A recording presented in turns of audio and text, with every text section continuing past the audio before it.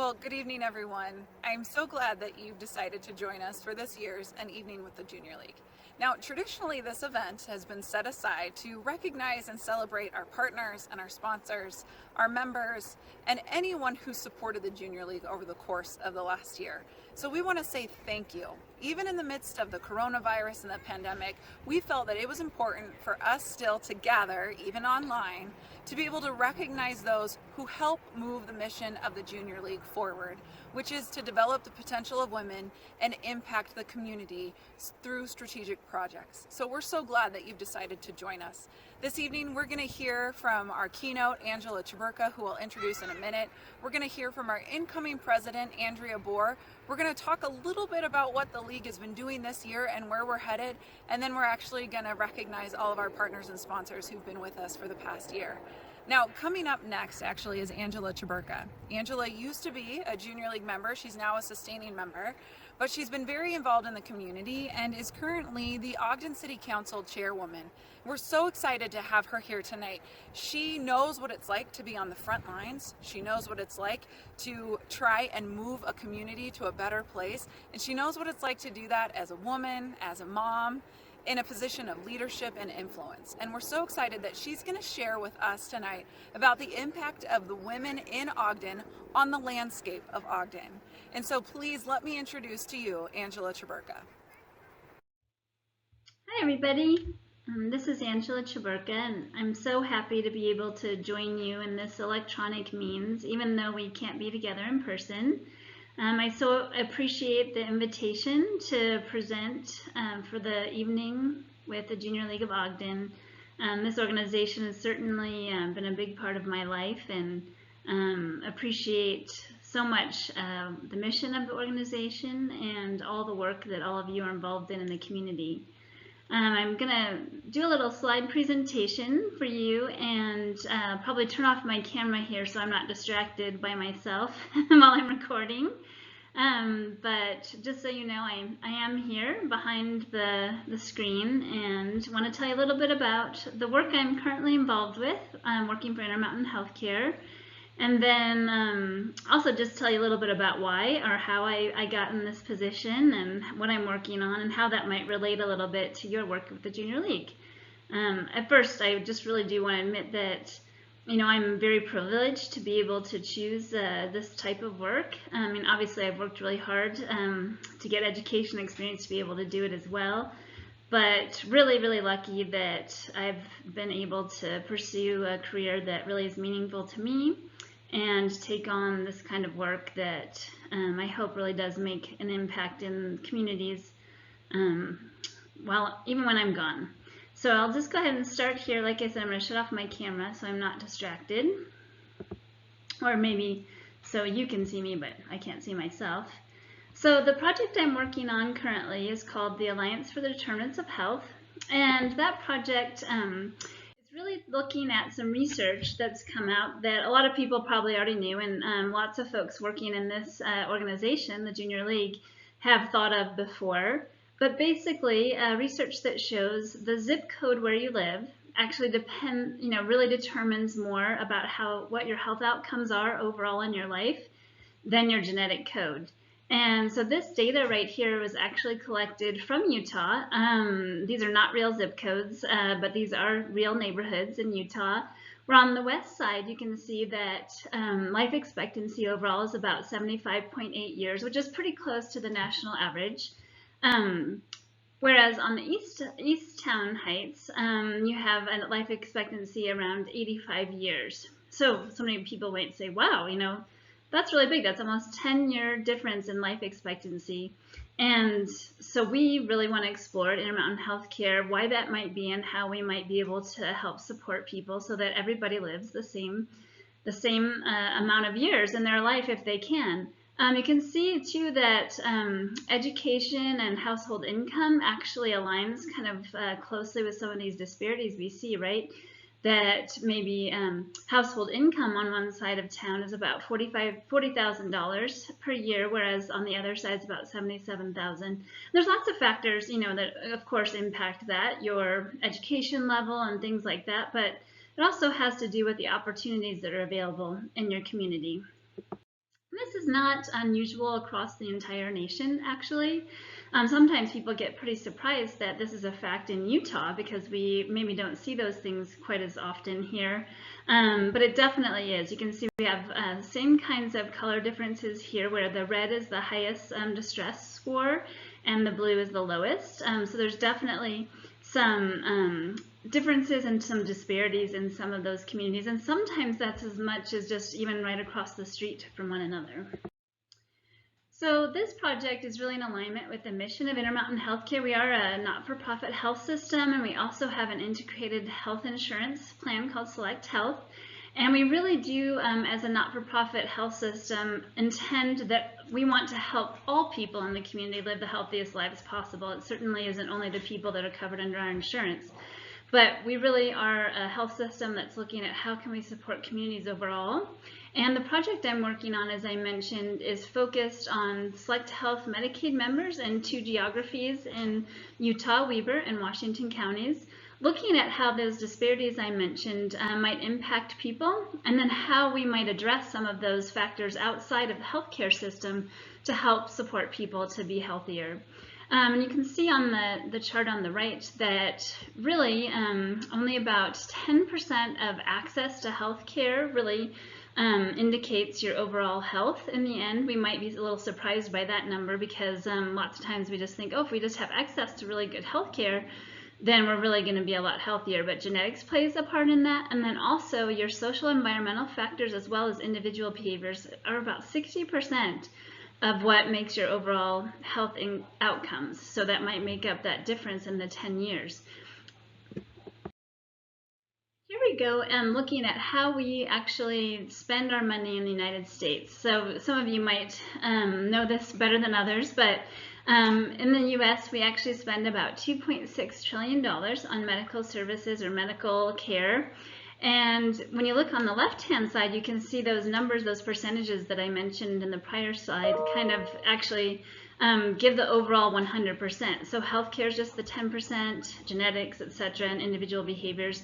But we're spending the money that we provide for healthcare really on the outcomes of medical issues. So 90% is actually on medical services, whereas we spend about 10% overall in the United States on helping to support healthier behaviors. So that's something we're really thinking about in the Alliance work and as a system overall, is how can we kind of shift some of that spending a little bit, and I'll show you a little bit more about that on the slides here.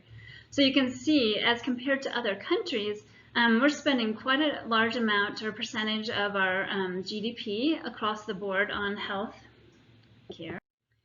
And the problem is that we're getting a lot less bang for our buck, right? So our poor return on investment is that we might have an outcome of about 75, 78 years overall for life expectancy, whereas in other countries, they might be spending relatively the same and sometimes a little bit more or less, but they're getting a lot better health outcomes. So what we really want to do is look at where are we spending those dollars and maybe how can we support folks a little bit more so they have better outcomes, and that's for everybody across the board.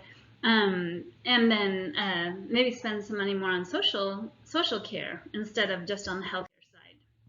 So the way that we're looking at this is we're following a model that's out of the CMS, and there's lots of different ways to define these social determinants of health, they're called, but this is the model that we're using. So we have primary and secondary social determinants of health, and this is really thinking about the place that a person, works, lives, plays, is born, is raised, and thinking about how that community is established and set up to help support them. So the primary needs a person has are really thinking about food security, their utilities and housing and transportation needs, and then interpersonal violence, which might include, both physical and mental health kinds of traumas that people might face in their community. And then once you have those basic needs fixed, right, or those physiological needs, then you can kind of move up that hierarchy. You might recognize the Maslow's hierarchy there to the right, that then you might be able to think like, hey, I can further my education, or maybe I can think about going for that jog I'm supposed to be taking, or getting that extra exercise. It's very hard to focus on some of those secondary determinants when you're thinking about living in the moment and taking care of your basic needs. So one way that is we really are thinking about how to address the individual needs that people have. Right now, obviously, if someone's hungry, we want to make sure that they have food, have shelter, have clothing. But as a system, we really want to get farther upstream. We want to think about the community impact that we can have and improve the community conditions so a person is never experiencing maybe that housing insecurity or that food issue. So we're really working on getting farther upstream as much as we can, but it's very difficult because first we need to understand what those individual social needs are and then be able to address them, figure out what resources are available in the community, and then how we can build upon that to really flip the system a little bit. So this is the model we're using, and I just wanted to kind of show you how we're working so closely with local organizations like the local mental health authorities and the federally qualified health center. So locally that would be Midtown Community Health Center and Weber Human Services, for example, and then community-based organizations and also our own plan. And we're actually trying to change the culture of healthcare so that we start to ask these questions and screen and assess people when they come into the office. Hey, is there anything beyond your health need that you have? How are things going on at home? Are you feeling secure with how much food that you have in the house? Are you feeling secure in your housing? And how might we connect you with services that might support you so that could help you with your overall health?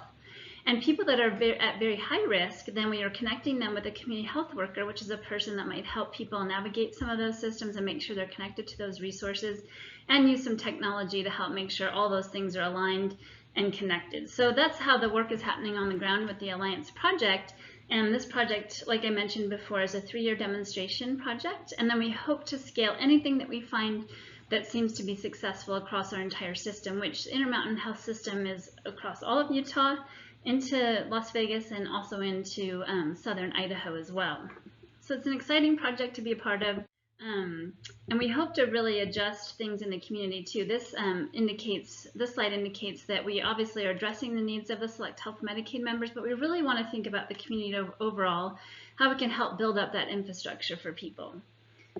So I just wanted to tell you a little bit about that project in the context of why would I be involved in this work. It's kind of funny because I actually have worked at Intermountain Healthcare for 2 years now, and I was not in the healthcare world before. I was actually an English teacher at Weber State. I was also an elementary school teacher in many different settings. And so that's kind of funny that now I find myself here. And I think some are that when I was a teacher, I really did find that I was frustrated. I loved working with the students and helping them support them academically, but I did also find that it was frustrating sometimes that you could see that some of these challenges that students themselves had no control over, kind of as I mentioned before, those community needs or systematic kind of things that they weren't getting the services that they needed, really to support them to have the best outcomes. Education for me was certainly a pathway to help me find myself and figure out who I was in the world and understand things that maybe I wanted to help work on in the world too.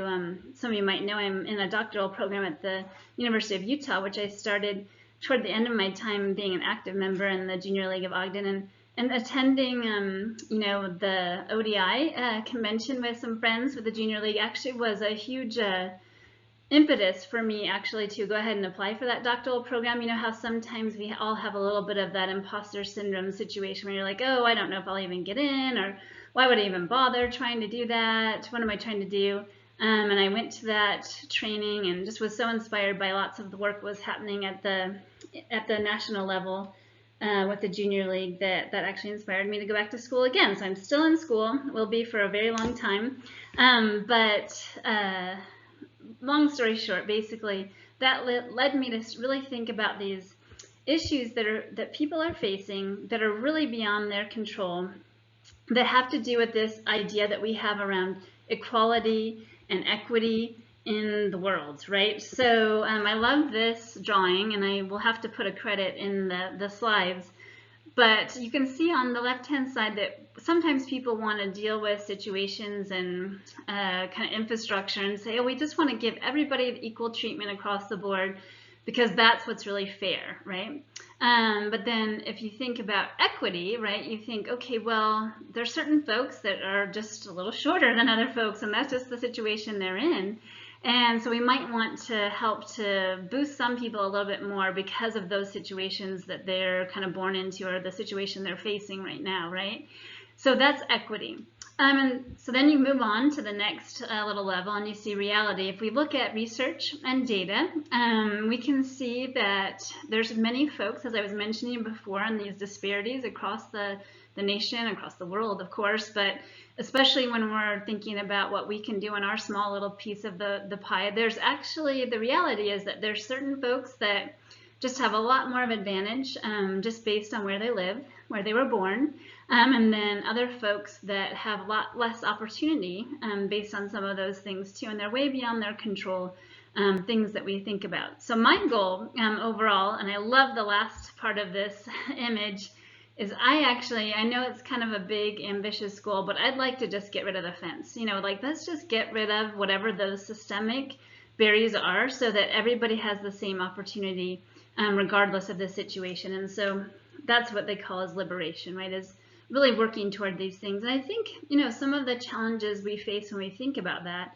is that sometimes it's easier to work a little farther to the left on this picture, but that's something that really has inspired me about the Junior League, other great advocates in our community here in Ogden, that they are really willing to take on these complex issues that don't have easy answers, that might take years and years and years to try to figure out how to solve, and we might not be around to see the end results of how our work actually has impacted the community, but we know that we're planting the seeds to really make change across the board.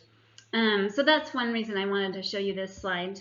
And I have kind of a longer video to show you in the next slide, so I hope that you'll bear with me. It's about 10 minutes long, but I really think it's important because I want to really talk to people and have them think a little bit about the different roles that we can play in this work in the community. Everybody has a part to play. Everybody can lead at any time. And I feel like I've definitely done that in my career, is thinking about how I might be maybe a leader at sometimes, maybe be working behind the scenes sometimes, and maybe sometimes just leaving space for other people to take over that work as well. So if you don't want to watch the whole video, you don't have to. It's about 10 minutes long, and I'll start it now. We all know the story of Mrs. Rosa Parks and the Montgomery bus boycott. We learned it in school as a neat, tidy story of individual heroism. Mrs. Parks, a seamstress tired after a hard day at work, courageously sat down. A young preacher, Dr. Martin Luther King, charismatically stood up. They inspired people to march, and change happened. Well, let me tell you the story in a way you might not have heard it before. Let's begin with Rosa Parks. Born in 1913, she was the granddaughter of slaves. She was a good student, soft-spoken, but strong-willed. Her family believed in standing up against mistreatment. One time when a white boy on roller skates tried to push her off the sidewalk, she pushed back. Mrs. Parks reflected later, "I'd rather be lynched than run over by them." In 1931, she met Raymond Parks, a self-taught, politically active barber. He was the first man she deemed radical enough to marry. He was active in the Scottsboro 9 case, in which 9 young men had been falsely accused of rape. The Communist Party of America financed their defense, and Mr. Parks became an activist in the effort. In December 1943, Mrs. Parks attended her first NAACP meeting. She was the only woman there and was elected group secretary that day, a position she'd hold for the next 12 years.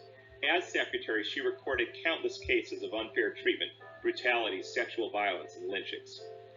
The local president of the NAACP and her partner for over a decade was Edie Nixon, a member of the Brotherhood of Sleeping Car Porters Union, who had also been active in registering voters, including Mrs. Parks.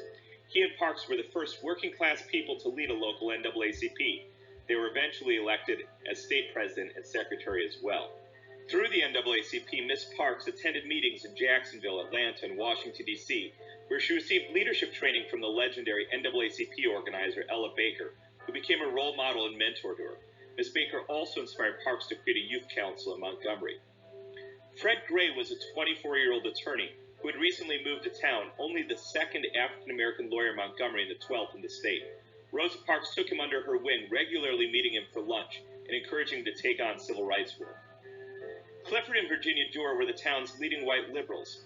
One day, Mrs. Parks was working for Virginia Dore when they discussed her NAACP work. Mrs. Dore suggested she attend the Highlander Folk School in Tennessee, where integrated groups of activists developed their leadership in civil disobedience. Clifford Dore was a board member, and the Dores raised money to send Miss Parks to a 2-week-long workshop on civil rights. At Highlander, she and 47 other diverse activists lived in an integrated community and developed their strategies and tactics as leaders. She came to admire Highlander director Miles Horton's spirit and sense of humor. She was in awe of Septima Clark, the lead instructor who, like Miss Baker, became a role model and mentor for her as women activists. The workshop rejuvenated her, but she was pessimistic about the prospects of a mass movement in Montgomery. While at Highlander, Claudette Colvin, the 15-year-old secretary of the Youth Council, was on her mind. On March 2, 1955, Miss Colvin refused to move to the back of the bus and was arrested. Her arrest outraged the community. While Mrs. Parks and Mrs. Dore raised money for her case, the male leaders in town were concerned that she was too dark-skinned, poor, and young to be sympathetic plaintiff to challenge segregation. On October 21, 1955, 18-year-old Mary Louise Smith, another Youth Council member, refused to move to the back of the bus and was arrested. She was also considered too poor and young to be sympathetic. On Thursday afternoon, December 1, 1955, Rosa Parks refused to move to the back of the bus and was arrested. The same bus driver, James Blake, had thrown Mrs. Parks off his bus in 1943 for refusing to move. She said, "I felt for a long time that if I was ever told to get up so a white person could sit, that I would refuse to do so." Now, does she sound like the accidental activist we've learned about in school and popular culture, the tired seamstress who just wanted to rest her feet after a hard day at work? She often said that the only thing she was tired of was being segregated and mistreated.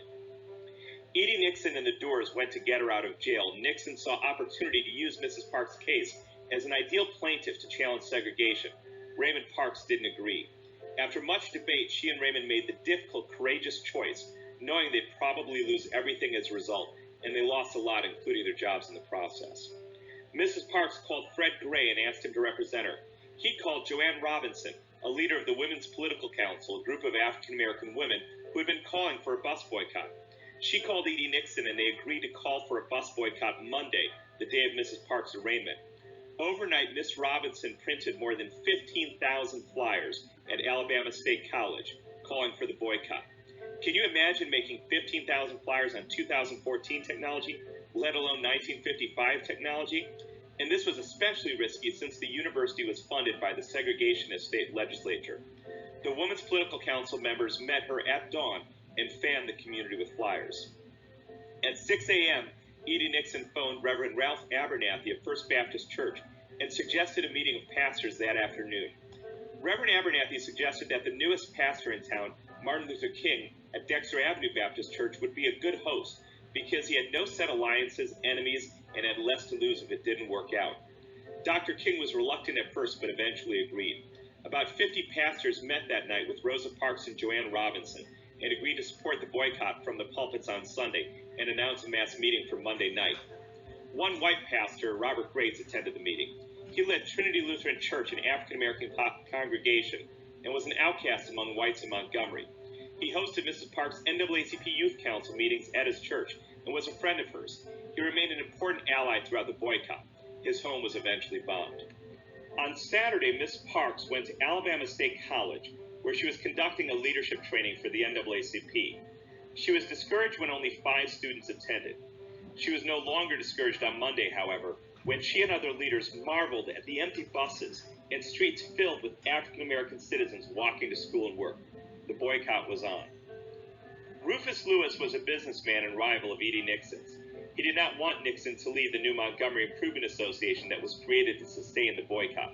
So he nominated his pastor, Dr. King, to lead it, arguing that he was a neutral choice and hoping he could pull strings from behind. That is how Dr. King was drafted into movement leadership. That night, 15,000 people attended a mass meeting, and the new 26-year-old MIA president, Dr. King, gave a prophetic speech that inspired them to commit to the boycott. Mrs. Parks never spoke or was consulted on strategy. Sexism and the desire to make her into a more sympathetic plaintiff converted the experienced leader into the tired seamstress of civil rights myth. Dr. King had spoken with a pastor in Baton Rouge, where they had had a 2-week-long bus boycott in 1953. and learned about the carpool system they implemented to get residents to school, work, church, and shopping errands. He assigned Rufus Lewis to put together a transportation plan that involved 350 cars, providing thousands of rides each day for 12 months. Mrs. Parks at times worked as a dispatcher. A. Philip Randolph, leader of the Brotherhood of Sleeping Car Porters Union and Dean of America's Civil Rights Leadership, sent his best organizer and strategist to Montgomery to help out. Bayard Rustin was a true outsider, a former Communist Party organizer, a pacifist who was jailed for refusing to fight in World War II, and an openly gay black man in 1955. In February, when he arrived, the police had indicted 115 members of the Montgomery Improvement Association. Rustin, a devoted Gandhian who'd spent 6 months in India, recommended to Nixon that they put on their Sunday best, go down to jail, and turn themselves in. They did so, confounding city leaders. Nixon, Robinson, Parks, and King all believed to varying degrees in self-defense. They all owned guns. Nixon and King's homes had been bombed. Protesters had been attacked. King had actually applied to the governor of Alabama for a permit to carry a gun in his car. Bayard Rustin advised them to get rid of the guns, and he mentored them on nonviolent civil disobedience throughout the campaign. Many others stepped up too. Georgia Gilmore created the Club from Nowhere, and Inez Ricks created the Friendly Club to organize women to make and sell sandwiches, dinners, pies, and cakes during the week to raise money for the Montgomery Improvement Association. Every Monday they would compete to see who could bring the most money to the mass meetings. Ella Baker and Bayard Rustin formed an organization, In Friendship, to also raise money for the movement. Miss Baker took Mrs. Parks on fundraising trips up north. In May, they hosted a fundraising event featuring Rosa Parks at Madison Square Garden that attracted 16,000 people. But Rosa Parks had been an NAACP officer and organizer for more than a decade. Her husband had been active in an effort funded by the Communist Party. So it was decided that she too was a controversial plaintiff. So another woman who refused to move to the back of the bus was chosen to be the lead plaintiff, Aurelia Browder. The Supreme Court struck down segregation in the case of Browder versus Gale, and on December 20th, 1956, 382 days after Mrs. Parks' courageous act, the boycott was over and the buses were integrated. So who is the leader of the Montgomery bus boycott? All of them. Social change always comes from the leadership of the many. We need all kinds of people to step up and play different roles to achieve social change. You can take any part of the civil rights movement or any other social movement and tell a similar story, and you could add many more names to this story. It does not diminish the courage of Mrs. Parks or the prophetic vision of Dr. King to acknowledge that their leadership was part of a larger leadership narrative. We need to see leadership as an action many can take, not just a position few can hold. Leadership is a muscle that everyone has, and it only gets stronger with exercise and practice. We need to build the collective leadership muscles of our organizations and communities if we want to create change. We need to support programs like Public Eyes and community organizing efforts that build the leadership of the many. When the police interrogated Claudette Colvin about who was behind the boycott, she responded, "Our leaders is just we ourselves." That should be our call to action. Step up. We all know this. Thank you for bearing with me for that long video, but this video I've watched it many times and shown it to many students over the years and different folks, and it's just a huge part of my personal belief system around how everybody has a role to play and that anyone can be a leader at any time. So that leads me just to talk very briefly about the wonderful roles of women in Ogden and the Junior League, of course, as well, and all the other groups that are working in alignment to help to address the needs of the community. That's one thing I really appreciate about our community, is that everyone is very passionate and cares deeply about certain elements of the community or different things that are really important to them. So I love the fact that there's so many ways that we can express those desires to make change. We can do that through advocacy, which Junior League of Ogden has done for its entire history, right? Advocating on the part of different people in the community or groups in the community that need additional support. Courageous action, so standing up to maybe political actions or other kinds of things that we don't necessarily agree with and want to at least ask questions about. I think that that's a huge role that anybody has in the community, but especially a group of women that work together that can ask those questions together and feel that you have the backing of others. I definitely felt that when I decided to run for Ogden City Council. I don't know if many of you may not know me very well, but I'm actually not a kind of person that likes to be out in front all the time. I like to be kind of behind the scenes and be part of the action, but not necessarily be the spokesperson for something. And you know, sometimes you just get kind of tapped on the shoulder, or these opportunities come open to you, and you sometimes have to take on roles that are a little bit more uncomfortable and try them out and see how you might be able to help. And so I definitely felt that stepping into the role of city council is not something I had thought about before, but because I had been involved in a couple of real women run activities with going down to their meetings with some folks from the Junior League and inspired by that, and because I like to look at data and kind of figure out if it could work, I decided to try it out, and it worked out, and we'll see how I can do and help to support the community in that way. But I also think that there's lots of really important things that can happen through thought leadership. So the kinds of questions and the issues that you have delved into at the Junior League have really will help lead other organizations in the community, because all of the women that are involved in the work that you're doing, and all their families and all their spouses and children, also are inspired by these ideas and thoughts that you have, whether it's around thinking about how we're inclusive, thinking about how we're helping to address injustices in the community, thinking about how we can get involved and align with other groups to help support them. I think these are things that are really important, that maybe sometimes people feel like, oh, I'm not doing enough, or maybe I feel bad that I haven't been able to volunteer as much as I did last year, or maybe I can do more next year. I think this is a place where we need to value all kinds of input and all kinds of leadership, and sometimes that means taking time for yourself and your family when you need to as well. And so that's just how I want to kind of close this talk, is to say we all have a role to play. Sometimes we step up, sometimes we help support other people to step up. Sometimes we support by just sending in a donation. Sometimes we support by being right there on the front lines and doing all the work. And we can make huge amounts of difference in the lives of our own families, but also the community, through just thinking about what we would like to do and what we're able to do in those times. So I really thank you again for inviting me to present to you, and I hope that we get to see each other again sometime soon in real life. Thank you, Angela. It's so great that you chose to be with us this evening, and we so appreciate your insight. Now, we wanted to shift gears a little bit and give you an update on what's been happening within the Junior League of Ogden over the course of the last year. Last summer, our members voted to start a renewal process for the league.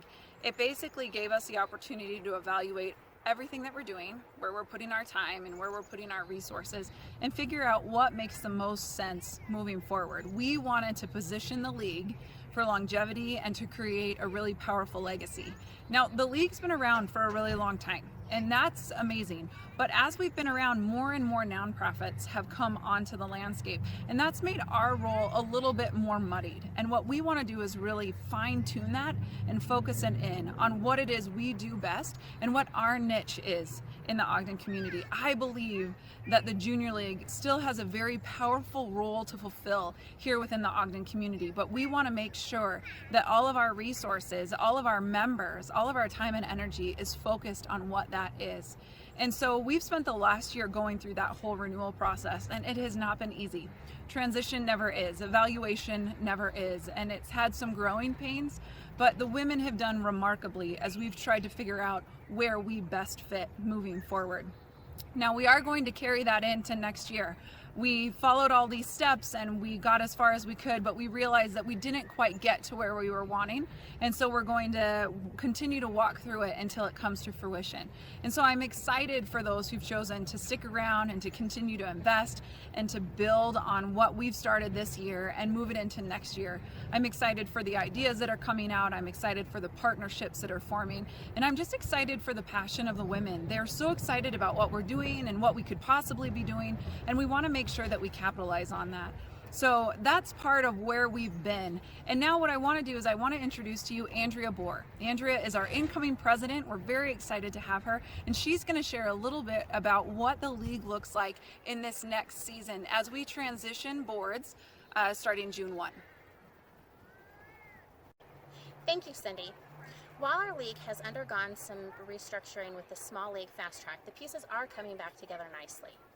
We still have a few small things to work out, but overall I'm feeling really excited about the new structure. Now both junior league members and community members have a lot to look forward to as we approach the summer season. The Oasis Community Garden is in full swing, and last I heard all but 3 plots had been assigned. Oasis Summer Nights, a member favorite, is still set to happen late this summer and into the fall. We also have several educational opportunities scheduled throughout the summer and look forward to gathering again when it is safe to do so. Now traditionally we hold annual dinner in May, and if we've learned anything about life during a pandemic, it is that traditions may look a bit different. Annual dinner ceremoniously ends our league year, our board transitions, and we celebrate our members. It's one of my favorite events of the year. The board and the new positions will still transition beginning June 1st, and we will hold our annual dinner later this summer. The details are yet to be determined. Now earlier this month we did have to postpone 2 events, the charitable chair event with Weber State University and also the Putt Putt Pub Crawl. Both of those events will happen later this fall, and we'll let you know the details as we determine those. All in all, it is an exciting time to be a member of the Junior League of Ogden. Over and over, I hear women share what the league has meant to them and what a positive role it has played in their lives. Share that, and share that with your best friends, your family members, your co-workers, and invite them to join us and get them in touch with our membership director, Aloha Reynolds, by emailing membership@juniorleagueogden.org. I just want to take a quick second to say that we see you, and we see what you're doing. We see the time that you put into the connections that you make with the community members and the community businesses that we work with, and also with each other, and I just want to say thank you.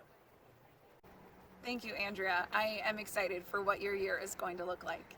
Now, the last thing we want to do today is we want to spend a little time giving a special shout out to all the corporations and organizations who have supported the league in a variety of ways over the last year. And so tonight we want to thank Tab Bank, Wadman Corporation, Admiral Beverage, the Elements of Real Estate, Integrated Tax, Weber State University, Wasatch Distributing, Zion's Bank, Capstone Nutrition, United Way, and Waste Management for their support of the Junior League and helping us impact our community and develop the potential of women. And with that, that wraps up our evening with the Junior League. Again, thank you so much for choosing to be with us online this evening. We're so excited that you spent some time with us, and we want to make sure that you stick around because we're going to have a Zoom happy hour after this, and we'll be sending the Zoom link out shortly. So be sure to join us. We'll get to say hi to everyone, chat for a minute, and have a really great time together. So thank you, and have a good night.